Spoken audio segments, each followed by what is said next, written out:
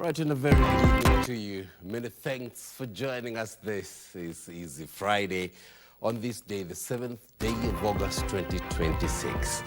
28 years ago, the U.S. Embassy here in the capital was bombed. A victim still decried neglect by the state, even 28 years old. The weatherman says we should brace ourselves for devastating floods come October. We have details of that and much more coming up. Business, sports as well. But first things first, I love to call this the aerial view of Easy Friday tonight. This are the highlights.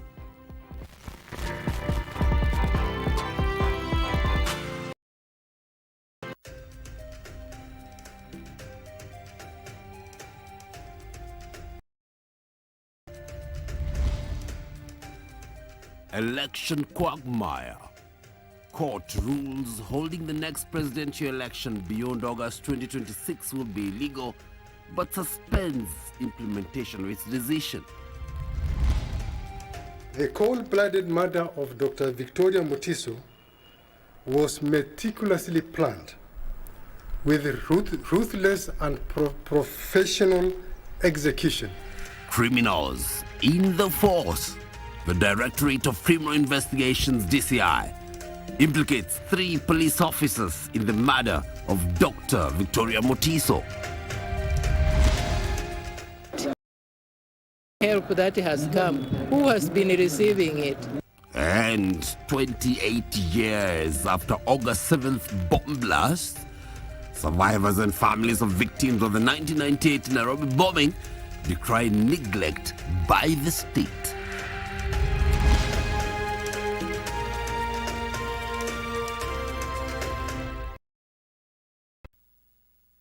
Anwangeshi is a sign language interpreter for the night. My name is John Kago. This is Easy Friday. Kenya is staring at a phantom election cycle following a High Court interpretation that ruled that next year's general election should be held on Tuesday next week.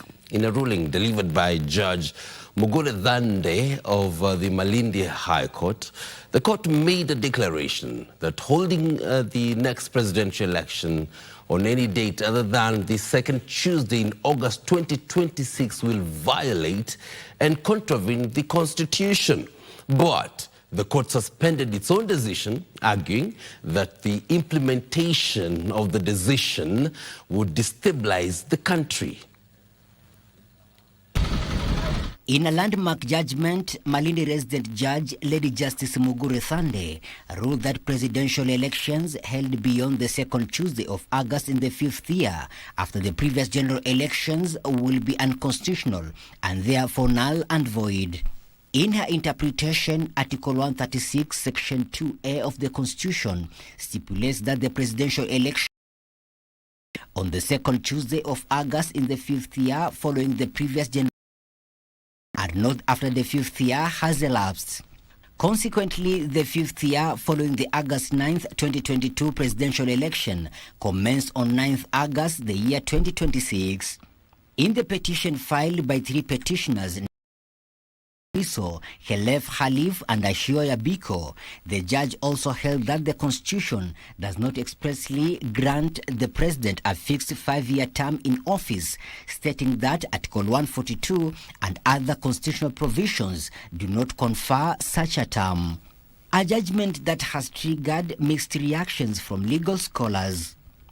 Alex Mola, a constitutional lawyer, says the court was emphatic in its decision and averted a continued contravention of the Constitution. According to the IBC, it has set the date for 10th August 2027.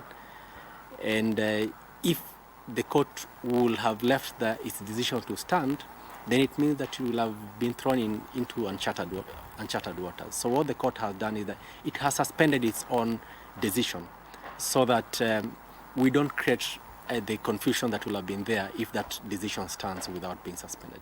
Well, if the judgment will be implemented today, of course, from Tuesday, every member of parliament and even the president will be in the office illegally. Luckily, the judge found it fit to suspend that decision so that I think the necessary things that have to be put in place are put in place. Legal pundits have also expressed support for the judge, arguing that interpretation and implementation of the Constitution is a continuous process. The court has merely recognized the logistical and administrative challenges of having the elections next week on Tuesday, and has decided suo motu to suspend the effect to give IEBC time to organize its logistics and administrative components for the conduct of an election. The 5-year guarantee that people assume exists for the presidency simply is not written into that article. The judge was explicit that reading such a guarantee into the Constitution would be, in her words, an unbridled extrapolation not supported in the text. On that basis, the court found that the IBC's chosen date of August 2027 is inconsistent with Article 136(2)(a) and is therefore invalid. The interpretation outcome of this petition is for posterity and not for a short-term benefit. It's our hope that our courts will not be making interpretations of our Constitution for short-term gains or political expediency. It's a superb judgment and a Solomonic one. While the next general elections remains unaffected, the judgment could have far-reaching implications on the Kenya's electoral calendar going forward. Now the ruling places responsibility on IEBC to align future presidential election dates with the Constitution. Michael Mandiga for Easy Friday, Nairobi. All right, now the Directorate of Criminal Investigations, DCI, has established that 3 police officers were involved in the murder of Dr. Victoria Mutiso on Wednesday last week. Kenneth Kipkemboi, the officer in charge of the Nderi Police Post under Kikuyu Police Station, who is currently on the run, has been identified as the link person between the financiers and the operational team, as well as the source of the pistol that was used in the murder. Analysis of the evidence has further established that Police Constable Elijah Kimoi, attached to Karinde Police Post, who is under police custody, pulled the trigger and fatally shot Dr. Mutiso. The Directorate of Criminal Investigations, DCI, has reconstructed the events surrounding the murder of Dr. Victoria Mutiso last week on Wednesday, placing 3 police officers in the conspiracy. The DCI say Kenneth Kipkemboi, the officer in charge of Nderi Police Post, and Bet Kiplangat Collins of the Goto Police Post station are on the run, while Police Constable Elijah Kimoi, attached to Karinde Police Post, who and fatally shot Dr. Mutiso, is in custody. Inspector Kenneth Kipkemboi's son, the officer in charge of Nderi Police Post under Kikuyu Police Station, has been positively identified as the link person between the financiers and the operational team, as well as the source of the murder weapon. Through interrogations of key witnesses, investigators have established the killing of Dr. Mutiso was driven by a long-standing land dispute culminating to a civil suit filed by Rose Mbithe, the ex-wife of Dr. Mutiso's husband, Professor David Musimi Detei. The DCI has established Mbithe and her son, Christopher Mulwa, who are in custody as the primary organizers and financiers of the crime. Both police officers represents a grave betrayal of the uniform and the public trust, and the Directorate of Criminal Investigations will pursue them with the full force of the law. Further, DCI boss Mohamed Amin revealed the motorbike rider who ferried the killers on a motorbike was in communication with the Democracy Gachagua, a claim Gachagua dismisses as. Very, very clearly is that Honorable Rigathi Gachagua was in communication with one of our main suspects in this matter, who was feeding him with this information. Don't cheat the people of Kenya. At hii maneno nikijia amejua from suspects. Suspects ya mauaji mimi nitatoana nao hapa. Na mimi nilikuwa Monyoro. Hii polisi ya Wakale unajua Monyoro? Mimi nilikuwa Monyoro. Na kama wewe kuna mtu alinipigia simu, si ukuje kwangu uandike taarifa. Kama na write a statement. Kwa sababu mimi siwezi kuja DCI, siwezi kuja polisi. Mimi nimepita hiyo kiwango. Gisho Kiwashira, Prime Edition. All right, there are now survivors and families of victims of the 1998 Nairobi bombing are appealing to President William Ruto to constitute a presidential task force to audit the victims' welfare and help address challenges they have endured for the past 28 years.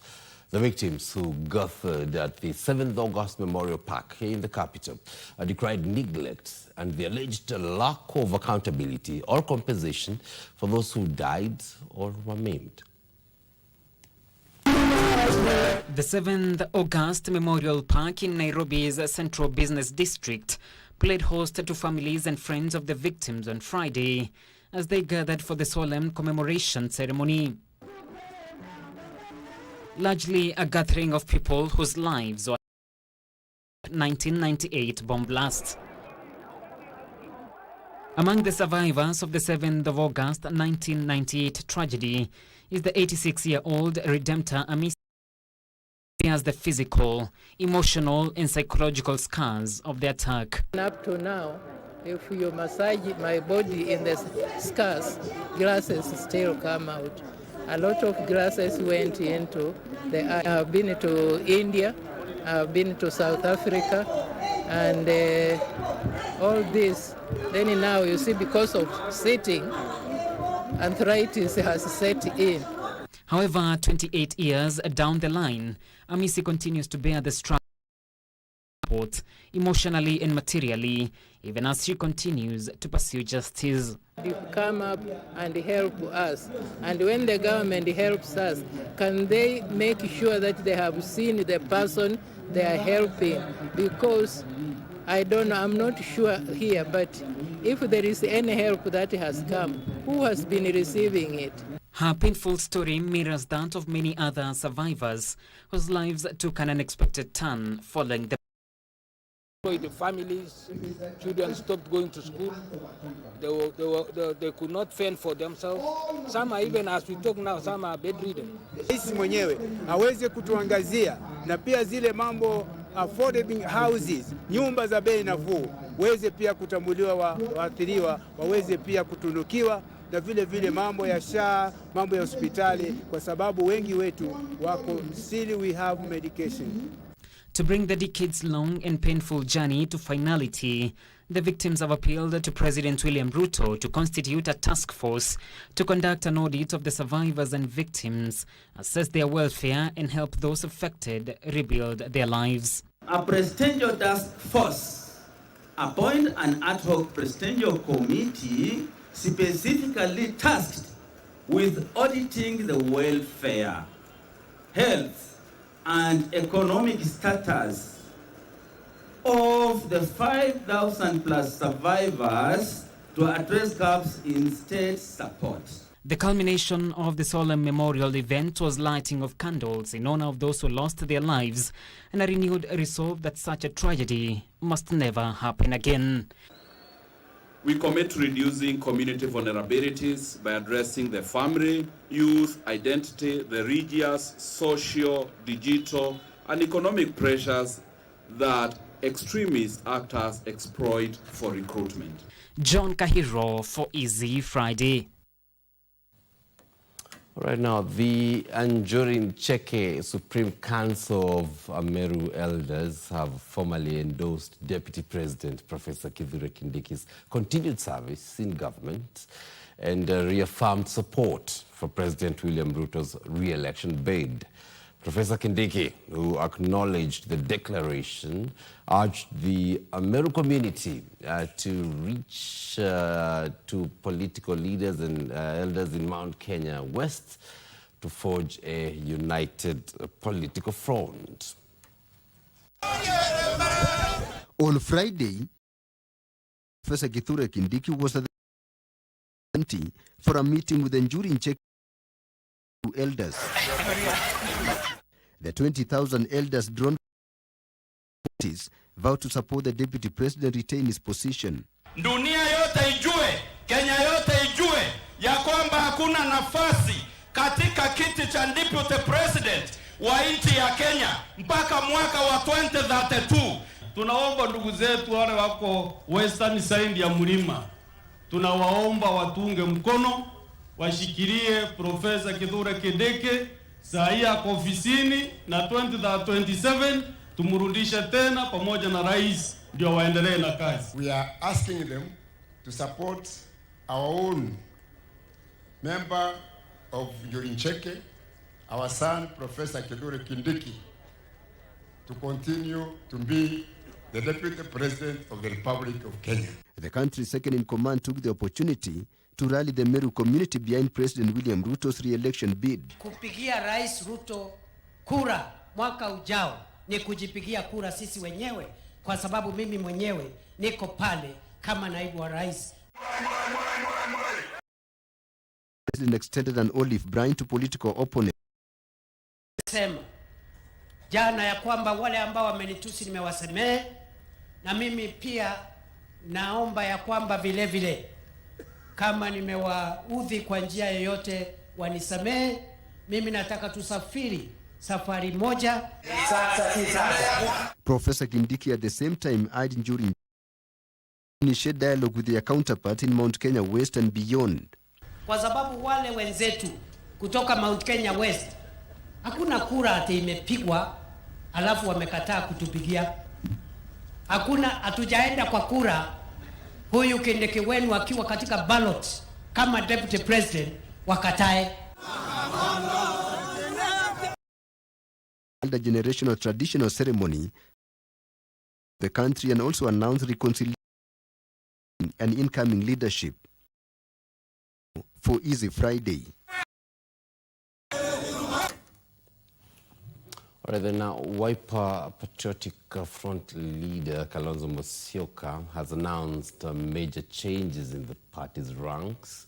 Former cabinet minister and long-time Murang'a politician Jamle Kamau is the new Wiper chairman designate, while Nyali lawmaker Muhammad Ali has been appointed new deputy party leader designate. The Wiper leader has, in the meantime, slammed Independent Electoral Boundaries Commission chairperson Erastus Ethekon, accusing him of sending mixed signals on the preparedness of the commission for the 2027 general election. In reorganization of its leadership ranks, Wiper Patriotic Front has tapped former Kigumo legislator Jamle Kamau as its new chairman designate, Nyali lawmaker Muhammad Ali as the new deputy party leader designate, while lawyer Ndegwa Njiru is poised to take the position of party spokesperson. Kalonzo said the changes were part of broader effort to strengthen both the Wiper Patriotic Front and the larger united opposition ahead of the 2027 polls. Wazalendo wenzangu, we are not only working hard, we are working smart. And that is why you see these new appointments and many others to come. And more will come, very strategically, very smartly worked on. He played down the apparent fallout between DCP leaders and the opposition luminaries, who include Justin Muturi of DP, Peter Munya of PA, of DP. And even if you see some disagreements between party leaders in the coalition, please don't take that very seriously. Yeah, we are united. He also castigated IBC chairman Erastus Ethekon's remarks that appear to suggest that an election would be unattainable if violence and hostilities in political meetings continued unabated. If he cannot summon the spine to enforce the law as it is written, he should step aside for someone else who can. Kenya does not need an electoral commission that flinches. It needs one that counts.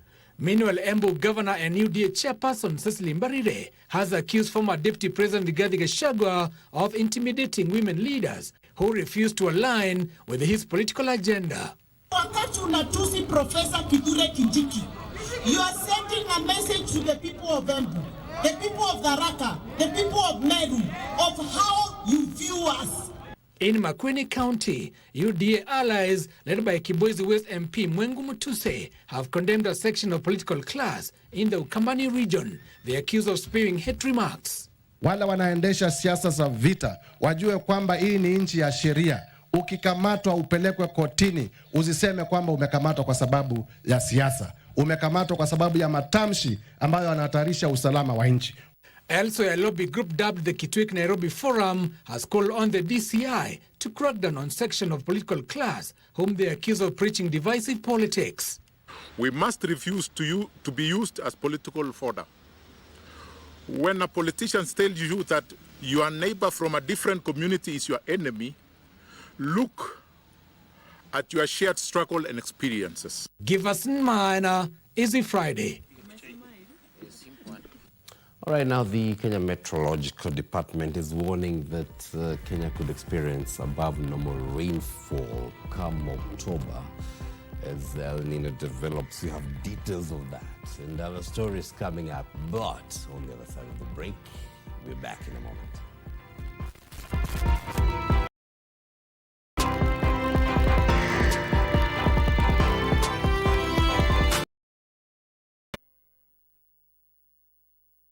Do you save for retirement? Kwani mimi ni mzee?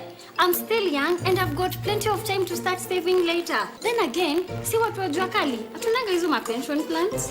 Kwani ujui unaweza register with an individual pension plan yenye iko regulated na RBA? Inawakaje? Una deposit any amount of money at any time na uko guaranteed ukikuwa mzee. Maisha yako itakuwa nywe. By the way, nakushua ni ukweli. Hadi mimi boost savings zangu kwa scheme yetu ya job. Really? Nilijua siwezi kuwa kijana forever. Sis, usikose kujipanga mapema. Tutakuwa wazee wa maana. Hebu nionyesheni kuwa mzee wa maana. Ensure you save and plan for your retirement during your youthful working days. Provided you are earning an income, you can join a retirement benefit scheme registered by Retirement Benefits Authority and safeguard your tomorrow. RBA, safeguarding your retirement benefits.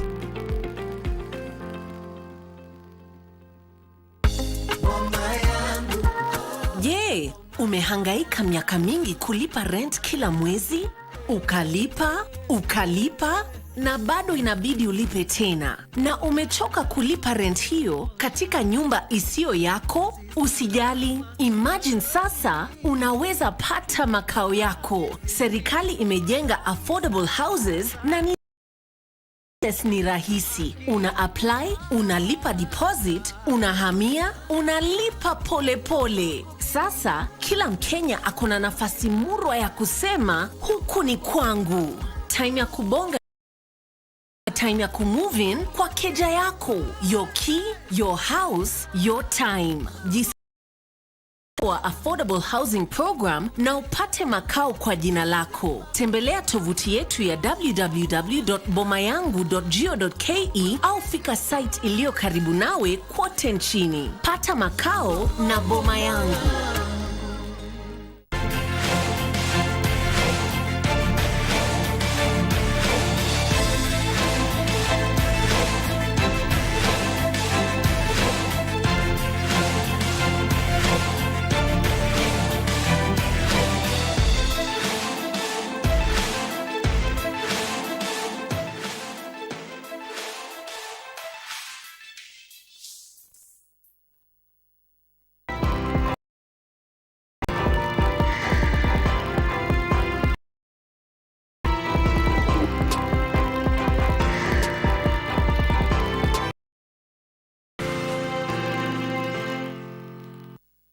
All right, welcome back to Easy Friday.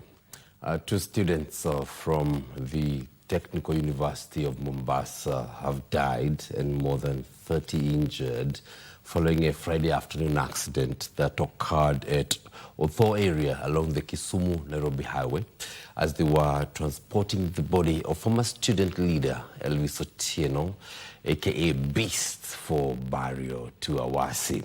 Kisumu County witness accounts indicate that the bus they were traveling in collided head-on with an oncoming saloon car before rolling. Wycliffe Okech has more details on this. This amateur video clip captured the unfortunate Friday afternoon accident that unfolded at the Otho area along the Kisumu-Nairobi highway as the body of the former student leader at the Technical University of Mombasa, Elvis Otieno, popularly known as the Beast, was being transported to Awasi in Kisumu County ahead of his burial on Saturday. One of the buses transporting the students reportedly collided head-on with an oncoming saloon car before rolling. The vehicle that rolled had a capacity of 45, and we have accounted for all the students who were in that vehicle. The ones who are admitted in various hospitals and the ones who have passed on. As a result, 2 students lost their lives as 32 others sustained various degrees of injuries. So at this moment, we want to convey our heartfelt condolences to the families, friends, and relatives of the 2 students who have departed. We are going to release their names once the next of kin have already been informed. According to the Dean of Students, Joel Awino, some of the survivors remain admitted at the Jaramogi Oginga Odinga Teaching and Referral Hospital as well as the Lisa Hospital, while those that sustained minor injuries were treated and discharged. And it appears that several of them will be discharged by the end of business today because they received superficial injuries. The bodies of the deceased have been preserved at the Jaramogi Oginga Odinga Teaching and Referral Hospital morgue. Reporting for Channel 1 from Kisumu County, I am Wycliffe Okech. Right now, the Kenya Meteorological Department is warning that Kenya could experience above normal rainfall beginning October as a strong El Nino develops.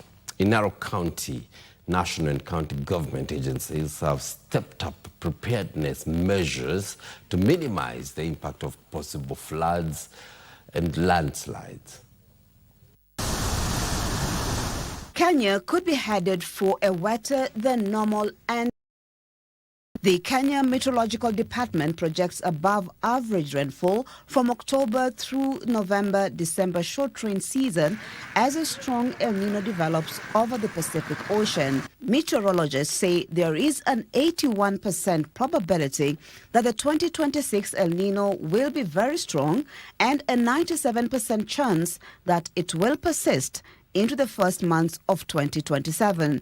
The onset of the El Nino is expected in October, to peak in November and December, and go towards January of 2027. Speaking during a meeting of the Ad Hoc Cabinet Committee on El Nino Preparedness and Response in Narok, County Director of Meteorological Services Stanley Kenywa said rainfall during the coming season will not depend on El Nino alone, but also the Indian Ocean Dipole, a climate phenomenon driven by sea surface temperatures in the Indian Ocean. Kenywa identified Narok Town, Mosiro, Ewasonyiro, Kilgoris, and Kareta as areas most vulnerable to flooding and landslides. We have also mapped the mudslide and landslide prone areas.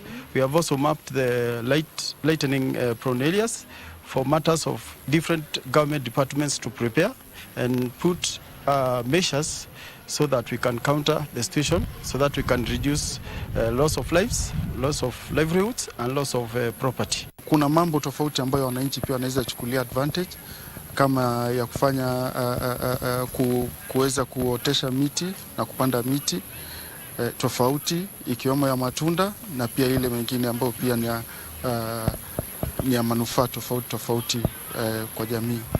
He cautioned that communities living in floodplains, wetlands, informal settlements, and arid and semi-arid areas face the greatest risk. Narok North Deputy County Commissioner Joseph Merisho says a multi-agency committee has already activated emergency preparedness measures. As you know, all those months that we have mentioned, October, November, we expect our kids to be in schools. So as a county, we have met with the various departments and sectors so that we can be able to plan, we can be able to prepare, and we can be able to set resources aside to be able to deal with the situation at that moment. Identify some dams that we have in those areas. There are possibilities. Some of those dams can be overflown with water. Some of our roads, especially the roads between Enengetia or Kurto to Oroposumoro, we expect a lot of disruptions in that. The agencies are urging governments to act early by strengthening early warning systems. Maria Mo reporting for Easy Friday. Thank you, Marie, for that report. Now, the High Court has temporarily stopped the prosecution of Cooperative Bank and its Chief Executive Officer, Gideon Muriuki, over an alleged 363.3 million shillings fraud involving First Assurance Investment Company Limited. Now, Justice Gregory Mutai has issued the interim conservatory orders barring the Director of Public Prosecutions from arresting, charging, or taking the bank or the CEO for plea or prosecuting them in connection with the case until a motion filed yesterday is heard. The Director of Public Prosecutions had on Tuesday proposed charges against Chief Executive Officers of Cooperative Bank, Kenya Commercial Bank and NCBA for failing to report fraud. The DPP accused the three CEOs of not reporting suspected fraudulent transactions worth 363 million shillings across their three banks linked to the First Assurance Investment Company Limited. The Director of Public Prosecutions argued that the massive irregular flow of these funds should have triggered immediate anti-money laundering red flags by the top officials of the three banks. The three CEOs were to take plea on Tuesday next week at the Chief Magistrate Court. This prompted Cooperative Bank and its Chief Executive Officer, Gideon Muriuki, to move to the High Court yesterday. Justice Gregory Mutai certified the matter as urgent and has issued interim conservatory orders restraining the Director of Public Prosecutions from arresting, charging, presenting for plea or Bank and Muriuki in the case. Justice Mutai has further suspended proceedings initiated by the Director of Public Prosecutions, Chief Magistrate Court, as well as any other criminal proceedings arising from the investigations against Cooperative Bank and its CEO. Justice Mutai has directed a mention of the matter on 12th of October this year to ascertain compliance and for any further directions. Benson Rioba reporting for Easy Friday. All right, now, for years, Karau Hills in Mukutani, Baringo South, that's in Baringo County, was synonymous with fear, bloodshed, and banditry. Homes were abandoned and families felt insecure, but that story is changing. The establishment of the Kenya Forest Service Law Enforcement Academy in the area has brought back a sense of normalcy, with residents slowly returning to their homes.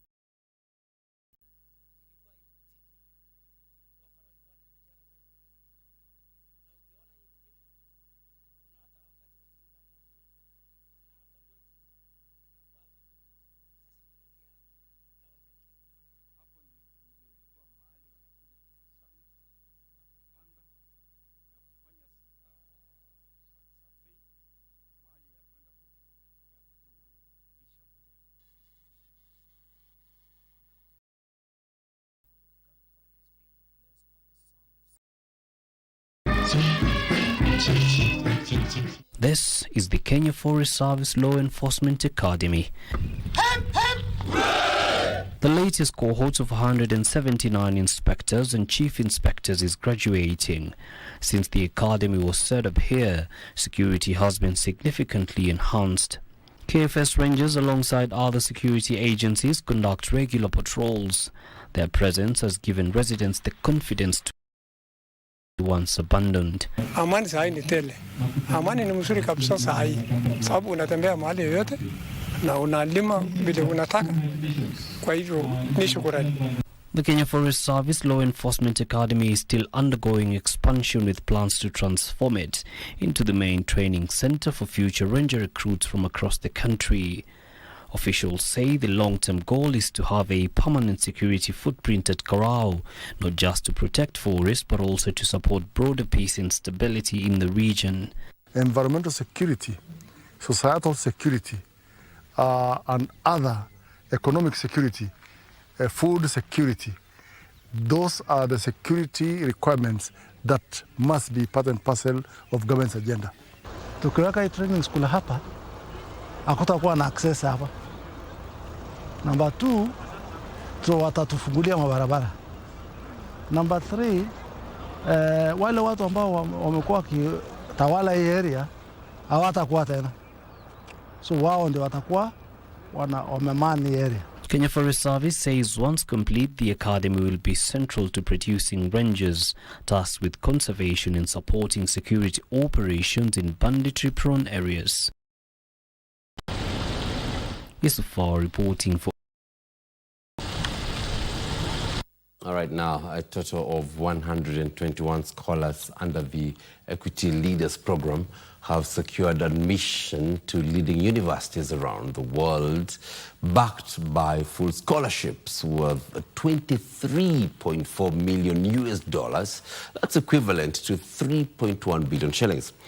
The scholars come from Kenya, Uganda, Rwanda, and the Democratic Republic of Congo. In the 2025-2026 Equity Leaders Program application cycle, a total of 121 scholars drawn from Kenya, Uganda, Rwanda, and the Democratic Republic of Congo have secured admission to pursue undergraduate studies in 63 universities in 16 countries. Equity Group Foundation Executive Chairman Dr. James Mwangi said the program is helping develop Africa's next generation of ethical and innovative leaders.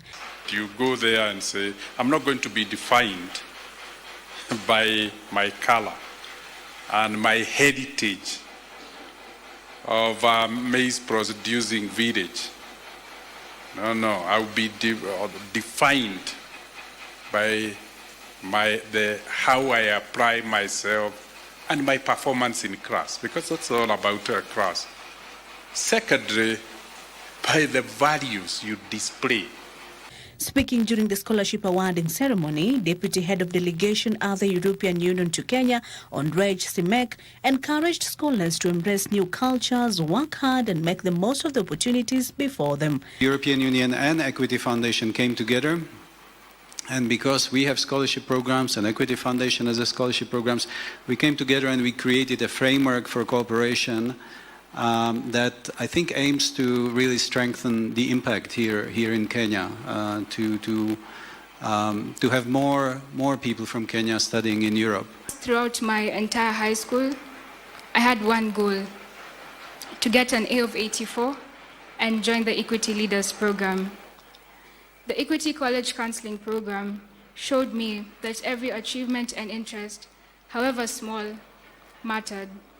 Since its inception in 1998, the Equity Leaders Program has enabled 1,236 scholars to earn scholarships at 247 universities in 40 countries across 6 continents. Kasichana Masha, Easy Friday.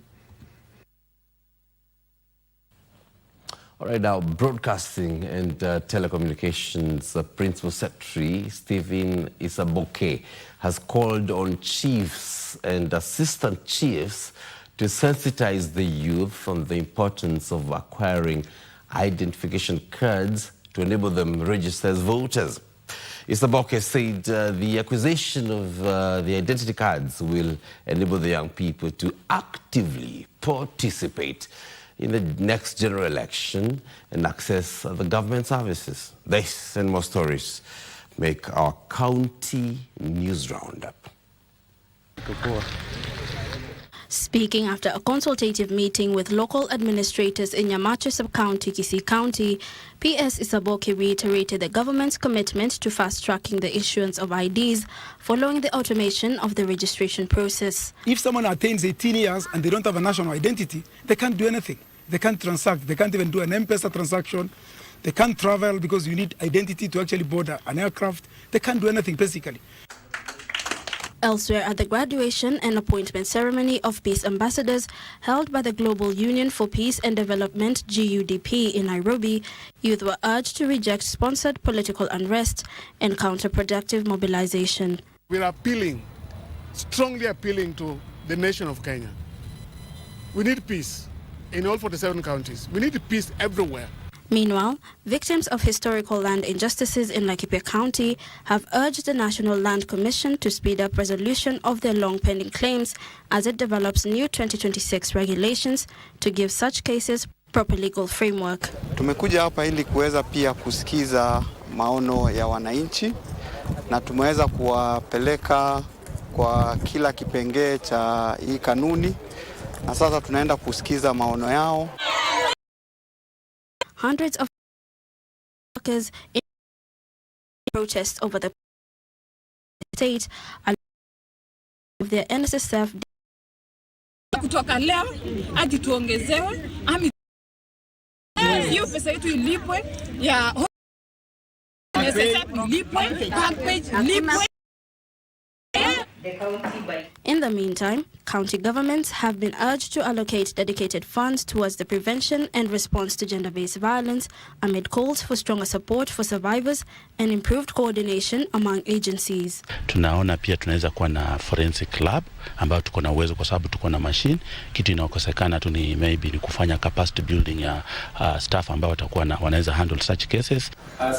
Finally, county assembly members in Siaya County have criticized the county executive for delaying accurate data on rolled over projects and pending bills, blaming a leadership gap in the finance department where key positions have been held by acting officials for up to 5 years. This has asked the executive to provide information on payment status. That information has not been provided. Joy Naomi reporting for Easy Friday.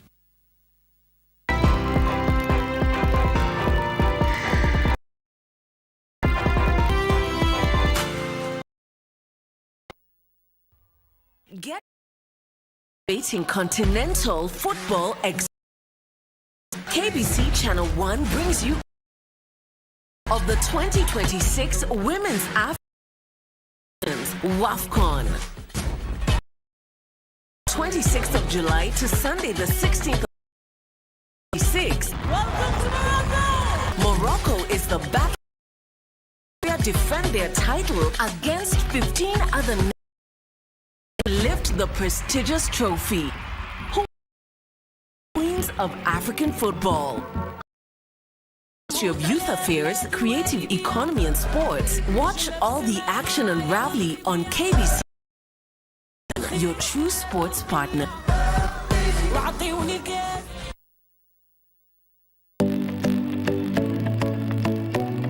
We are the Davons, and then one of the service, and we sat next to each other. Notice venye mulikanisha?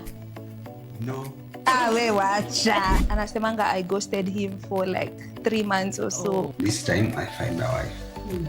I'm not letting her. For me, also he wasn't among the people I would date typically. We planned the first engagement, it fails. Like he's very romantic. The first time they came in kwa introduction, walikasirikiana. Our wedding was so beautiful. My dress. So haujai kuwa na challenge yake akiweka masocks sijui wapi? Never.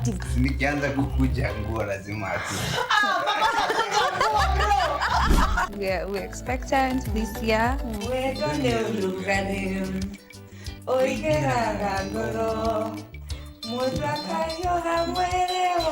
Niko imagine.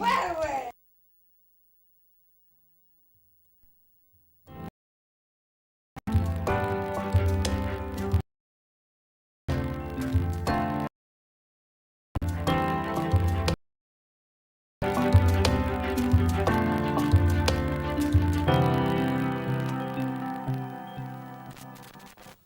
right, then, welcome to Easy Friday Business. Kenya is increasing its investments in farmer training, research, innovation, and value addition to build a climate-resilient agricultural sector. Speaking during the opening of the 2026 KBC Agricultural Expo in Vihiga County, Prime Cabinet Secretary Musalia Mudavadi said reforms in key agricultural value chains have contributed to higher maize production, increased milk output, and renewed confidence amongst farmers. Fertility and changing market trends are threatening agricultural productivity. Farmers to adopt modern technology farming practices to sustain food production and improve incomes. Mumeona vile gharama ya maisha imeleta matatizo, lakini kusema ukweli, Mheshimiwa Rais amelenga pahali fulani kuhakikisha kwamba food security haituponyoki kwa mikono. Translating research into practical farming solutions will also be key to improving productivity and strengthening agricultural value chains, as institutions such as the KBC Agricultural Research Training Center equip farmers with modern agricultural skills. Ukiwa na kahawa, kuja ujifunze vile kahawa inatunzwa. Kama wewe ni mkulima ya mambo mengine, kama ni mahindi, kuja hapa. Kama ni sugarcane, kuja hapa. Kama ni mboga, kuja hapa. There will be a tailor-made. Mazalisho yetu kwa muda huu kwa mambo ya mahindi yamekuwa hata maradufu.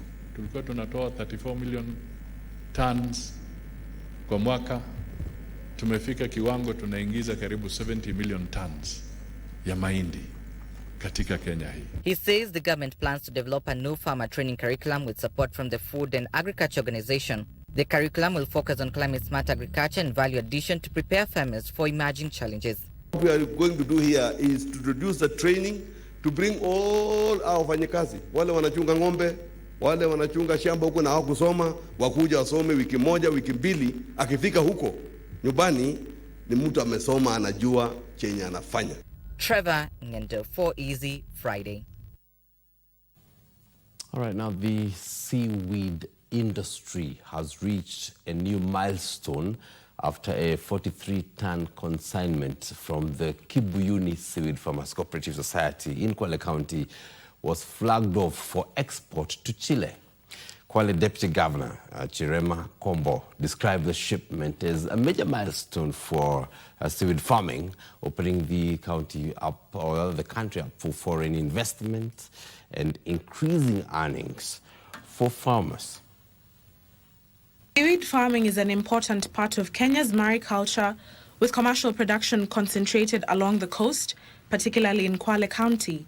Data from the Kenya Fisheries Service shows that mariculture production stood at 112 metric tons in 2023, up from 106 metric tons the previous year. In Kwale, mariculture is increasingly being positioned as a source of income, although production remains below its potential. As a result, the consignment from Kibuyuni has the potential to contribute significantly to the blue economy. Kama mlivyosema, tutazingatia zaidi tuhakikishe kwamba watu wengi wameingia katika hii biashara, tuwashike mkono na tuendelee kukuza mwani, na nyinyi wenyewe hamjui, lakini hii pwani nzima. The county government has committed to continue working with farmers and strengthening their employment opportunities. Tumepiga hatua na hii ni milestone ambayo tunasherehekea kama county government ya Kwale, kwa sababu tunaweza ku-export. Tumepata mnunuzi ambaye amekuja kuchukua tani 43. Support from the government agencies has enabled them to export the consignment. Kina mama tuko mbele sahi. Sahi wanatupa kwa raha zao. Kwa hiyo county nzima kuanzia admin mpaka mama. Kidogo tulikuwa tuna tatizo la kwa wingi, na tunashukuru kwa serikali yetu hii account kufanya bidii mpaka tukaweza zetu zote bila upinganifu wowote. For Easy Friday. Right now, lack of proper maritime skills is hurting the maritime business in Kenya. The Bandari Maritime Academy says that while expansion of regional ports infrastructure has created demand, skill set inadequacies are edging out a majority of players in the value chain. Bandari Maritime Chief Executive Eric Leokatana is urging industry players to build capacity in artificial intelligence, smart ports, autonomous vessels, as well as green shipping to enable them to tap the global maritime sector. Technical advancements, geopolitical tensions, climate change, supply and evolving international regulations are reshaping the global shipping industry. As such, experts are pushing for skills advancement among players for prosperity. For maritime professionals, resilience means much more than surviving periods of uncertainty. Dr. Katana noted that professionals must develop the knowledge, technical skills, ethical values, and innovative mindset required to anticipate change, adapt quickly, and provide leadership in an increasingly complex operating environment. And glad to see that the great support from Bandari Maritime Academy as well. With the new office of the ICS opening up in this premises, I'm sure that it will become a great center of knowledge and support, not only to students, all the professionals and the wider industry. Experts are also calling for stronger collaboration among institutions, including the Kenya Ports Authority, Kenya Maritime Authority, and training institutions to improve efficiency and assure Kenya's maritime sector meets international standards. Regina Manyara reporting for KBC Channel 1. All right, now the Northern Corridor Transport, or rather Transit and Transport Coordination Authority, has secured cash to support green energy transition within the trade route. The authority's executive secretary, Dr. John Deng, says the funding from the United Nations Environment Programme will ring-fence the strategy to help the corridor achieve net zero status by 2050. According to the United Nations Environment Programme, transport sector globally depends on fossil fuels, accounting for 95% of its energy needs. In a bid to accelerate green transition along the Northern Corridor, the Northern Corridor Transit and Transport Coordination Authority says that 26 million shillings from the United Nations Environment Programme will help support accelerate transition to green energy. And as we speak currently, we have about 2,000 to 3,000 trucks on our roads every day. They're emitting carbons into our air, and therefore, in collaboration with UNEP in 2016, we thought of establishing a green trade program that will look at how to curb the emission of greenhouse gases. Dr. Deng says the funding will transform freight transport subsector in the region into electric vehicle, beginning with adoption of electric solutions at the port of Mombasa. Ports, by definition, are very pollutive. Ships, trucks, cranes, and all the operations are based on fossil fuels, on diesel fuels. But ports also have a golden opportunity, because those trucks are not driving 200 kilometers, they're driving inside the port. Those equipments are not leaving the port, they're inside the port. And so you have what we call a captured fleet. And so we can start looking as a first opportunity for freight and heavy duty to electrify these types of operations that are very controlled. Through the funding, Northern Corridor Transit and Transport Coordination Authority will also update the Northern Corridor Freight Emission Accounting Framework, helping the region to collect GHG emission data along the Northern Corridor routes in Kenya, Uganda, and Rwanda. The 2030 strategy is looking at zero emission by 2050. And so we are projecting 10% reduction every year. And of course, as we improve our tools of data collection and also impact on the transport shift from hydrocarbon-driven transport to electric vehicle, we hope the amount of emissions is going to reduce as also we continue to to intervene. Additionally, the funding will help promote gender inclusivity within Green Freight Transport Program as the authority targets to increase and improve women participation and reduce emissions along the corridor.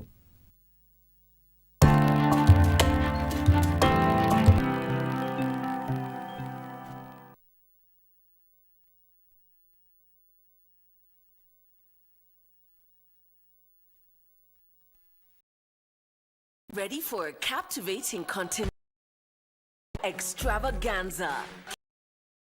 Brings you exclusive coverage of the Women's Africa Cup of Nations.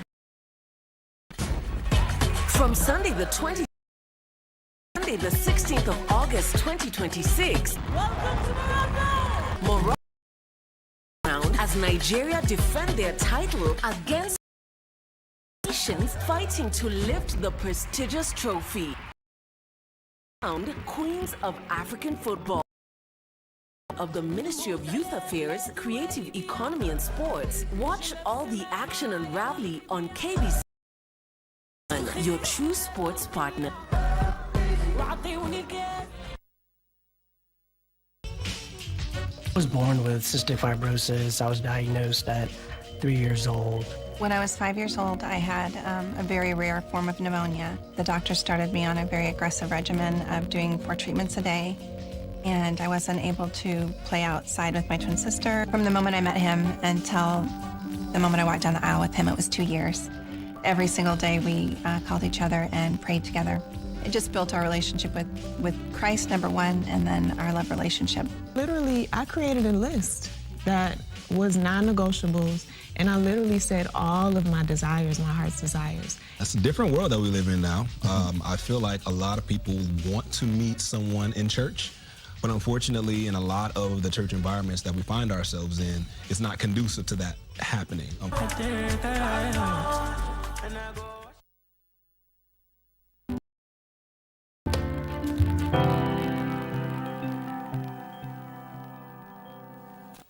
Welcome back to Easy Friday Business. Now, millers will now purchase wheat from farmers at 5,100 shillings for a 90-kilogram bag. Agriculture Cabinet Secretary Kago says the new price is meant to boost wheat production after more farmers opted to grow barley due to its high price and demand. The switch is forcing Kenya to spend more on wheat imports. Kenya spends more than 40 billion shillings annually importing the commodity from Russia, Ukraine, and Egypt. Wheat production continues to drop in the country due to failing acreage under wheat farming in Laikipia, Nakuru, Meru, and Narok counties. Kenya consumes about 2.2 million metric tons of wheat, with the country producing about 15% of the total demand. To boost production and encourage wheat farming, the government has raised the wheat price to 5,100 per 90-kilogram bag for the current season, up from 4,750. Agriculture Cabinet Secretary Kago says the agreed price will apply at designated aggregation centers where the government has commenced mopping up wheat from farmers ahead of any wheat importation to protect local farmers from cheap imports. Approximately 1 million 90-kilogram bags are expected this season, compared to about 1.7 million bags harvested. The reduction, the government says, is due to farmers opting to cultivate barley due to its high price of 5,300 shillings per 90 kg bag and adverse weather patterns. To increase wheat production and reduce imports that hit 42 billion shillings, Kenya imported 2.31 tons of wheat in 2025. The government the provision of subsidized fertilizer to small. Plans are also underway to increase high-yielding and climate-resilient wheat varieties through Kenya Agricultural Livestock Research Organization and private seed companies. The government will also commercialize idle government land in wheat-growing regions, particularly Laikipia, and expand mechanization of destructive koala birds. Benson Rioba reporting for Easy.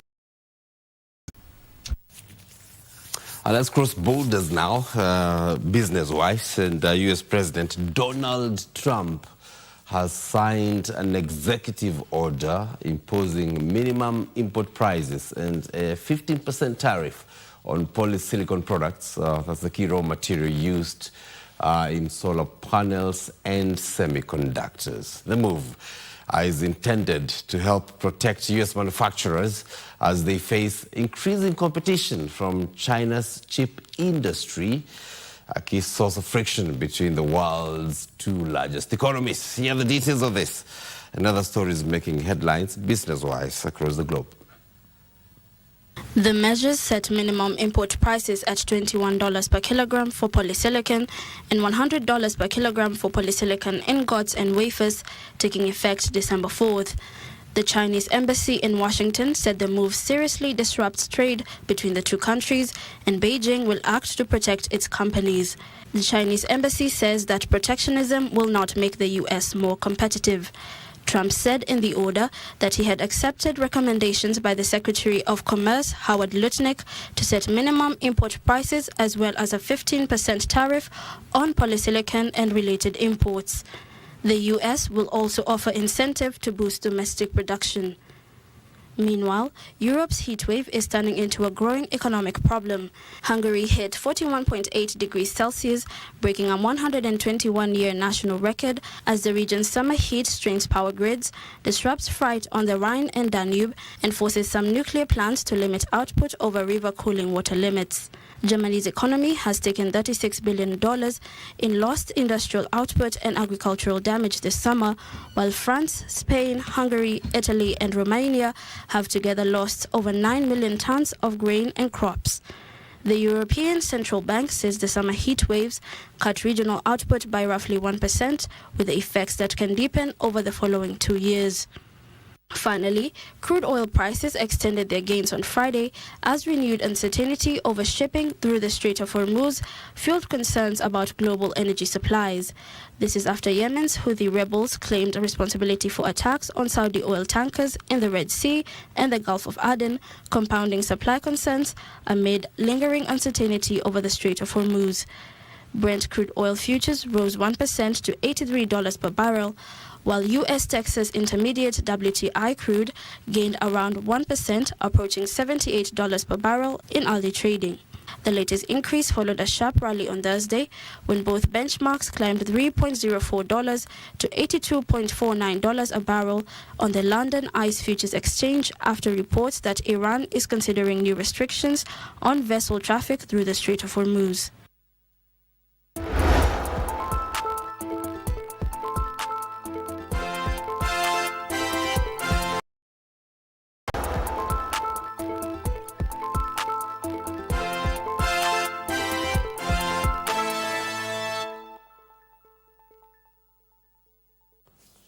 All right, let's sport. Kenya's men's team are through to the finals of the inaugural Africa Under-18 Hockey Championship after commanding 17-4 victory over Uganda today at the Thick Union Club here in the capital. In the ladies category, Kenya beat Ghana 10-2. The match got off with a live start, with both sides displaying confidence. Kenya edged a competitive first half, taking a 4-2 lead into the break. Their chances while keeping Uganda under pressure. Send a quick feather. Daniel angles for a shot. Good shot from Daniel, and it's a goal. And 3 times his shot from the reverse. The second half, however, belonged entirely to the host. Kenya raised tempo, controlled possession, and overwhelmed Uganda with relentless attacking play. Standout performer, combining brilliantly with his teammates as Kenya produced goals to seal a convincing. The result extends Kenya's unbeaten run in the tournament and books them a place in tomorrow's final against South Africa. In the ladies category, Kenya beat Ghana 10-2. And they totally gifted. They totally gifted to Laura. All right, now the 2026 Kekoso Golf Tournament tees off tomorrow at the Machakos Golf Club with the Kenya Broadcasting Corporation vowing to give the other organizations a run for the money. Now, this year's Kago Golf Tournament has attracted players from led by defending champions Kenya Airports Authority, Machakos Golf Course. The other organizations, last year's runners-up, Kenya Civil Aviation Authority, now Kenya Ports Authority, Post Ministries of ICT, Roads and Public Works, and Kenya as well. The Kenya represented by 6 players, captained by Kennedy Mbogo, with the technical manager Job Karimi, Barbara Kimeli, Anthony Kabuchwa, with the ladies being Shalia Cheng and Scholastica Wangari. Karimi said they will be out to win with the year's host Communication Authority of Kenya. Also determined title from KPA, according to this year's TV.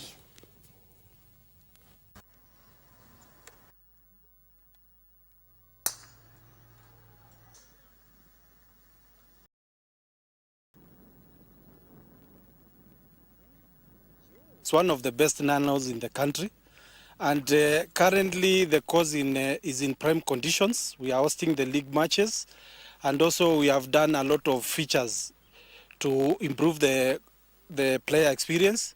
So we expect people to have fun, and may the best team win in this case. We're excited about the event. Everything is in place. We have the teams ready from 9 institutions, and the draw is full. We are not taking more golfers because unlike previous years, this year the draw is like full. Matumaini ya KBC ni kwamba tutakuwa na siku njema kesho, na tumejikakamua kabisa, na tuko na matumaini kwamba tutashinda mchezo wa kesho. Tuko na timu yetu iko na wachezaji 6 ambao wamejiprepare ya kutosha, na kwa hivyo tunatarajia tutashinda.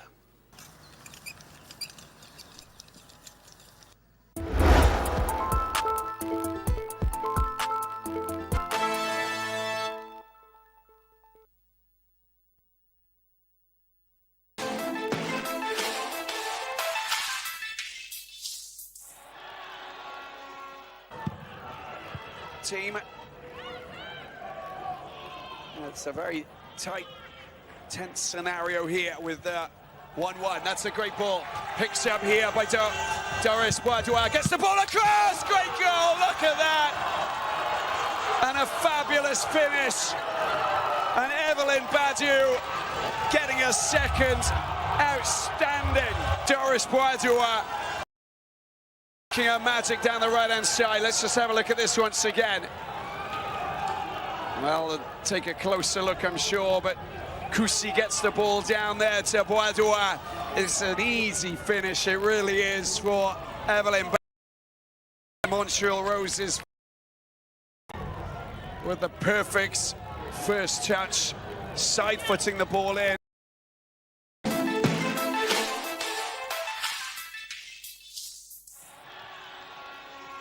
Pata makao na boma yangu.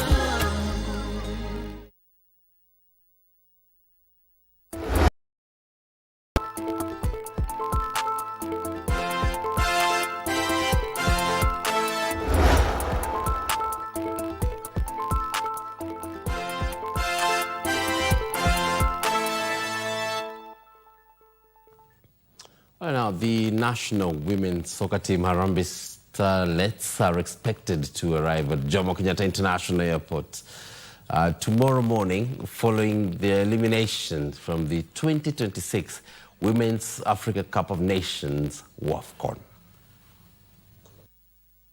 Kenya endured a disappointing campaign, finishing bottom of Group A to host Morocco, Senegal and Algeria. The tournament marked the Starlets' return to WAFCON for the first time since 2016.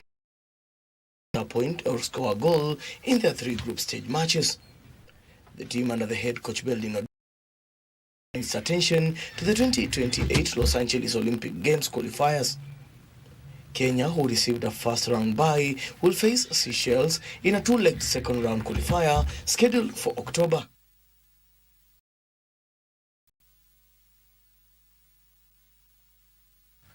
Right now, the government, through the Ministry of Sports, will support the harnessing of talents through the Kenya Academy of Sports to ensure the country sends a formidable team to the 2028 LA Olympic Games.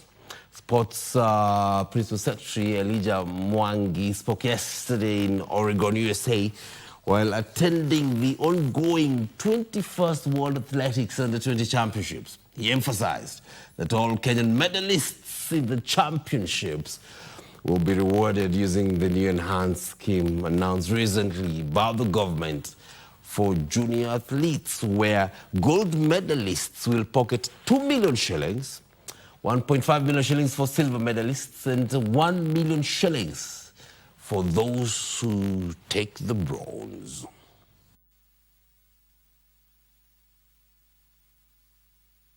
Whatever we are seeing here, the gold that we won yesterday, the silver that we won both in the 5,000 meters, including our bronze, is a product of sustained development in athletics.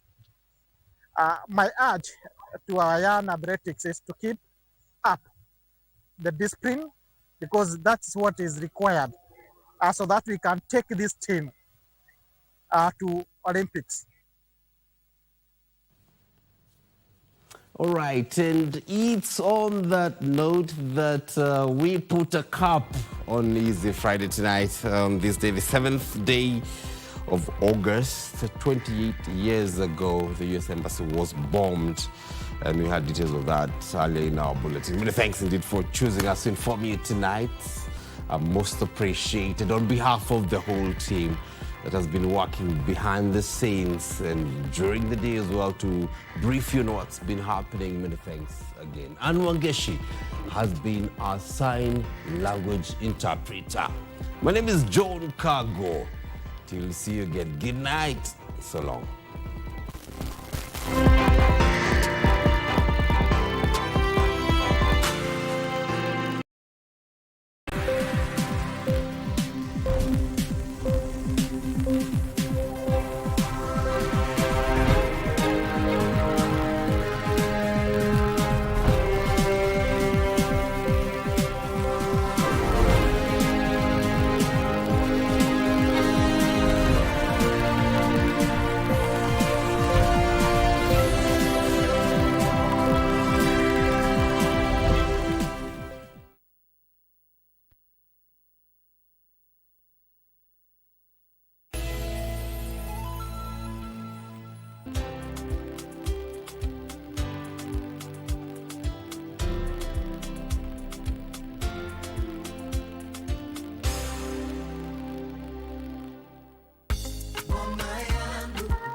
Je, umehangaika miaka mingi kulipa rent kila mwezi?